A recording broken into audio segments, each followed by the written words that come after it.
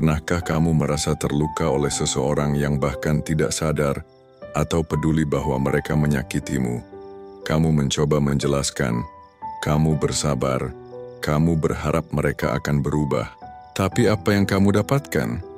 Hanya lebih banyak luka, lebih banyak kebisuan, dan semakin banyak keraguan pada diri sendiri. Rasanya seperti menjerit di tengah ruangan kosong yang tak bergaung.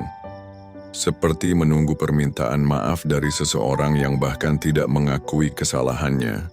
Dan yang lebih menyakitkan lagi adalah ketika mereka tahu kamu sedang terluka, tapi mereka memilih untuk tetap acuh. Bahkan mungkin mereka menikmatinya. Menikmati proses pelan-pelan melihatmu hancur dari dalam. Tapi ini bukan soal balas dendam. Ini tentang bagaimana kamu bisa menyelamatkan dirimu sendiri. Bagaimana kamu bisa bangkit tanpa harus menjatuhkan siapapun. Ini tentang membangun kembali dirimu dengan cara yang justru membuat mereka goyah dari dalam. Karena kadang-kadang, kekuatan terbesar bukanlah dalam amarah atau penyerangan, tapi dalam diam yang tenang namun penuh makna. Stoikisme bukan hanya filosofi kuno yang dibicarakan di buku-buku tebal. Ia adalah jalan keluar dari perang batin yang tak terlihat. Jalan menuju ketenangan yang bukan sekadar diam, tapi diam yang bisa mengguncang seseorang sampai retak. Mari kita mulai dari hal pertama. 1. Ketika kamu tidak bereaksi, mereka bicara sendiri di kepalanya. Salah satu senjata paling ampuh dari stoikisme adalah ketidakpedulian yang tenang. Bukan karena kamu tidak merasa apa-apa, tapi karena kamu menyadari bahwa emosi mereka bukan tanggung jawabmu. Orang yang menyakitimu biasanya ingin satu hal, reaksi. Mereka ingin kamu meledak, marah, menangis, atau membuktikan sesuatu. Karena dari situlah mereka merasa memiliki kendali. Tapi ketika kamu memilih untuk diam, mereka mulai kehilangan arah. Stoikisme mengajarkan kita untuk membedakan antara apa yang bisa kita kendalikan dan apa yang tidak. Emosi mereka bukan urusanmu. Komentar sinis mereka bukan tanggung jawabmu untuk jawab. Bahkan jika mereka menyebarkan cerita buruk tentangmu, kamu tetap bisa memilih untuk tidak ikut masuk ke lumpur yang sama. Kebanyakan orang tidak siap menghadapi ketenangan semacam itu. Mereka terbiasa dengan drama, adu argumen, dan permainan perasaan. Tapi Stoik mengajarkan kamu untuk tidak bermain di panggung yang bukan milikmu. Dan semakin kamu diam, semakin suara di kepala mereka menjadi berisik sendiri. Mereka mulai menciptakan narasi baru, mulai curiga, mulai bertanya-tanya. Kenapa dia tenang sekali? Apa dia tahu sesuatu? Apa dia merencanakan sesuatu? Rasa takut itu tumbuh seperti racun, menggerogoti perlahan dari dalam. Bukan karena kamu menyakiti mereka, tapi karena kamu sudah tidak memberi mereka tempat lagi. Dan dalam ruang kosong itulah, mereka dihantui oleh bayangan dari diri mereka sendiri. 2. Ketika kamu tumbuh, mereka terlihat kecil di hadapanmu. Orang yang menyakitimu seringkali tidak hanya ingin melihatmu menderita. Mereka ingin kamu tetap di titik yang sama lemah, meragukan diri sendiri, bergantung pada validasi dari luar. Karena selama kamu terpuruk, mereka merasa lebih tinggi. Tapi begitu kamu bangkit, perlahan, tanpa ribut, tanpa penjelasan, saat itulah luka mereka sendiri mulai terbuka. Stoikisme tidak mengajarkan kita untuk membalas dengan kesombongan. Ia mengajarkan kita untuk membalas dengan pertumbuhan. Dan tak ada yang lebih menyakitkan bagi seseorang yang manipulatif, selain melihat orang yang pernah mereka injak kini melangkah lebih tinggi tanpa pernah menoleh. Pertumbuhanmu adalah pengingat pahit bagi mereka, bahwa kamu tidak butuh mereka untuk menjadi utuh, bahwa kamu bisa membangun ulang dirimu sendiri dari serpihan yang pernah mereka pecahkan. Dan semakin kamu tumbuh, semakin nyata perbedaan antara kamu dan mereka. Kamu semakin tenang, mereka semakin gelisah. Kamu semakin dewasa, mereka semakin kekanak-kanakan. Kamu semakin fokus ke masa depan, mereka semakin sibuk mengulang masa lalu. Marcus Aurelius pernah berkata, "Jangan buang waktu memikirkan pendapat orang yang tidak akan menghadiri pemakamanmu. Sebuah kalimat dingin tapi tepat. Mereka yang menyakitimu seringkali hanyalah bayangan yang menempel di masa lalu. Dan jika kamu terus melangkah, bayangan itu akan tertinggal jauh di belakang. Dan saat kamu akhirnya bersinar, bukan karena kamu berteriak, tapi karena sinarmu makin terang, saat itulah mereka sadar, semua permainan mereka gagal, semua kontrol mereka hilang. Mereka tidak menyadari bahwa saat kamu diam-diam tumbuh, mereka sedang menua dalam ketakutan yang tak mereka pahami. 3. Saat kamu tidak lagi peduli, mereka kehilangan target untuk dimanipulasi. Ada satu hal yang sangat ditakuti oleh orang yang manipulatif. Kehilangan pengaruh atas emosimu. Ketika kamu masih peduli, mereka punya kekuatan. Mereka tahu kata-kata apa yang bisa menjatuhkanmu. Mereka tahu gestur apa yang bisa melemahkanmu. Tapi ketika kamu berhenti peduli sepenuhnya, mereka seperti anak panah tanpa sasaran. Mereka akan mencoba memancingmu dengan provokasi halus, sindiran, bahkan kebaikan palsu. Tapi kalau kamu sudah mencapai titik ketenangan dalam batinmu, semua itu hanya terdengar seperti angin kosong. Tidak ada yang masuk, tidak ada yang menembus. Seneca pernah menulis, orang yang bijak tidak akan digerakkan oleh cercaan ataupun pujian. Ini bukan soal menjadi kebal secara emosional. Ini soal punya kendali atas dirimu sendiri. Dan saat kamu tidak lagi memberi mereka akses ke hatimu, kamu merobek kendali yang selama ini mereka pikir mereka miliki. Bayangkan seseorang yang terbiasa menekan tombol dalam dirimu. Lalu suatu hari, semua tombol itu mati. Tidak ada efek, tidak ada tanggapan, tidak ada permainan lagi. Bagi mereka, itu menakutkan, karena sekarang mereka berhadapan dengan seseorang yang tidak bisa digerakkan oleh ketakutan, rasa bersalah, atau keraguan. Seseorang yang tidak butuh pengakuan dari luar untuk merasa utuh. Dan dalam kebekuan emosimu itu, mereka mulai merasakan dingin yang menusuk ke dalam diri mereka sendiri. Bukan karena kamu jahat, tapi karena kamu sudah selesai. Dan dalam keheningan itulah, kekuatanmu benar-benar terasa. 4. Diam yang tidak bisa dijelaskan mengganggu lebih dalam daripada amarah. Ada sesuatu yang jauh lebih mengganggu daripada teriakan, yaitu diam. Tapi bukan diam yang biasa. Ini adalah diam yang tidak bisa mereka mengerti, diam yang tidak bisa mereka prediksi, diam yang tidak bisa mereka kendalikan. Ketika kamu marah, mereka tahu mereka berhasil menyentuh titik rapuhmu. Ketika kamu membalas, mereka merasa masih relevan. Tapi ketika kamu benar-benar diam, tanpa penjelasan, tanpa pembelaan, tanpa klarifikasi, saat itulah pikiran mereka mulai menggali sendiri. Stoikisme mengajarkan bahwa tidak semua hal harus dijelaskan. Tidak semua orang pantas mendapatkan jawaban. Kadang ketenangan adalah bentuk terakhir dari kekuatan. Dan ketika kamu memilih diam, kamu menciptakan ruang kosong yang justru dipenuhi oleh kegelisahan mereka sendiri. Mereka mulai bertanya-tanya, apa yang kamu pikirkan?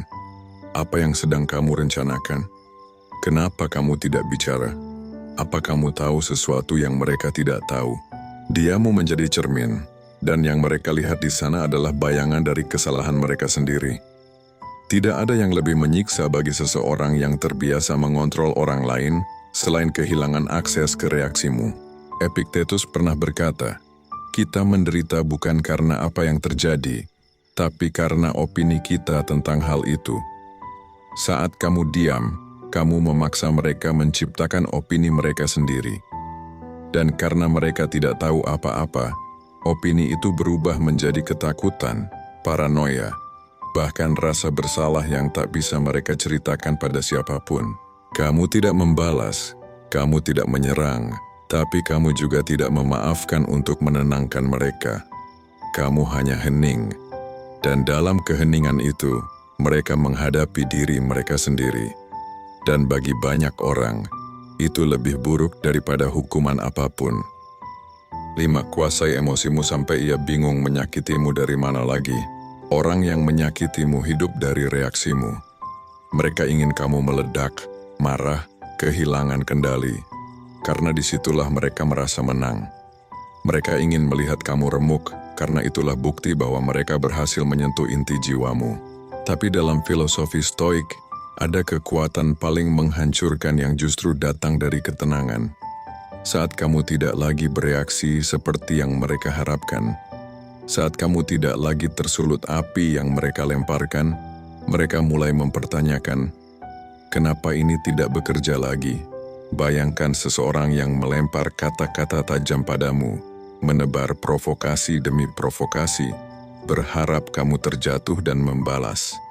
Tapi yang mereka dapatkan hanya wajah yang tenang, mata yang tidak bergetar, langkahmu tetap stabil. Itu bukan kelemahan, itu adalah pengendalian. Stoikisme melatihmu untuk mencapai titik itu. Titik di mana kamu bisa mengendalikan emosimu lebih kuat dari siapapun. Karena seperti kata Epictetus, bukan kejadian yang melukai kita, tapi penilaian kita terhadap kejadian itu. Ketika kamu mengendalikan emosimu, kamu mengambil alih kekuasaan yang selama ini mereka pikir mereka miliki atas dirimu. Dan itu menyakitkan bagi mereka, karena mereka sadar kamu tak bisa lagi dimanipulasi, tak bisa lagi ditebak, tak bisa lagi dikendalikan lewat kemarahan atau kesedihan. Kamu menjadi teka-teki. Orang yang dulu bisa mereka mainkan kini sunyi dan tak terbaca. Itu bukan hanya menyiksa, itu membingungkan.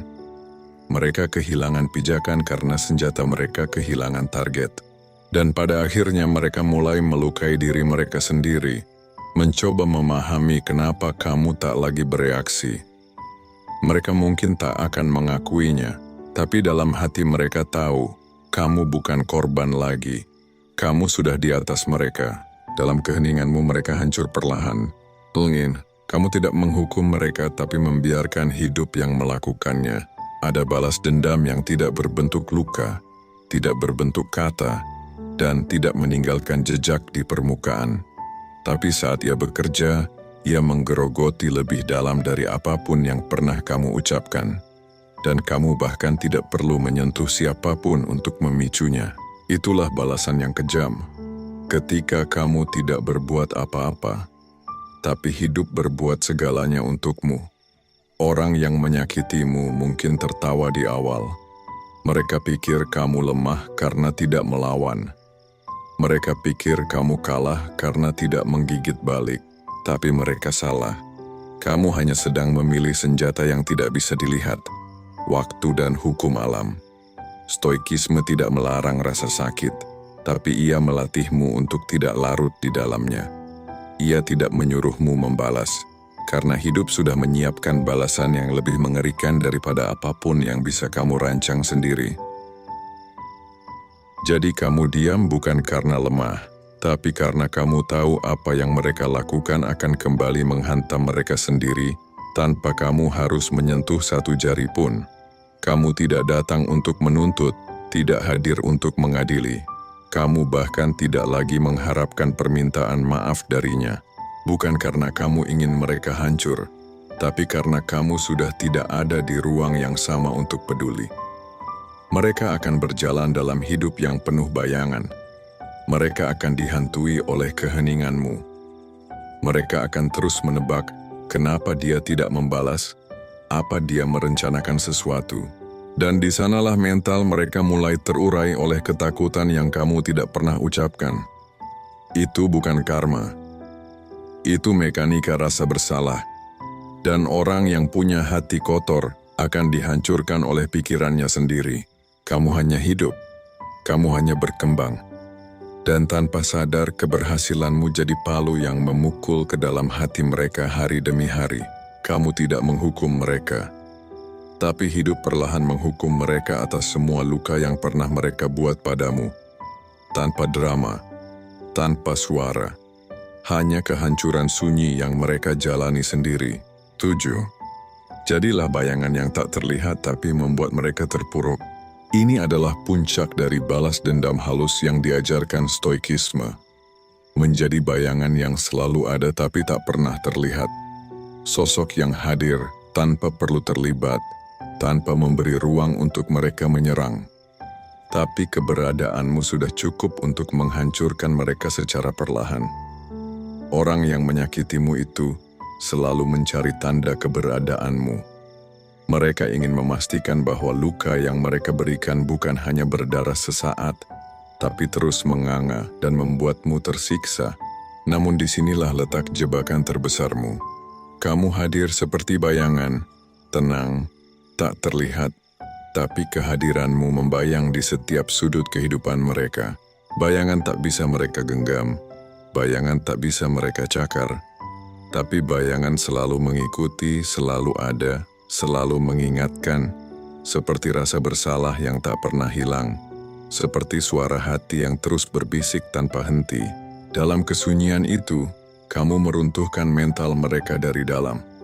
Mereka mulai mempertanyakan setiap langkah, setiap kata, setiap niat yang pernah mereka miliki terhadapmu. Mereka mulai kehilangan pijakan karena mereka tak lagi bisa membaca atau mengendalikan dirimu. Mereka terperangkap dalam ketidakpastian, dalam kekosongan yang kamu ciptakan. Kamu bukanlah lawan yang bisa mereka hajar dengan amarah atau hinaan. Kamu adalah kekuatan diam yang memaksa mereka berhadapan dengan bayangan diri sendiri yang paling gelap. Bayangan yang selama ini mereka coba sembunyikan dengan menyakiti orang lain. Dan yang paling mengerikan bagi mereka, kamu tidak perlu melakukan apa-apa lagi. Tidak perlu membalas, tidak perlu membuktikan apa-apa. Keberadaanmu yang tenang dan tak tergoyahkan sudah menjadi luka yang tak tertutup. Setiap langkah mereka menjadi beban nasib mereka, berat oleh bayang-bayang yang kamu tinggalkan. Ini adalah balas dendam tertinggi, bukan dengan kata-kata, bukan dengan kekerasan, tapi dengan ketenangan abadi yang mereka tak mampu hancurkan dengan kekuatan batin yang mereka iri dan tak bisa raih. Ketika kamu menjadi bayangan itu, kamu memenangkan peperangan tanpa suara.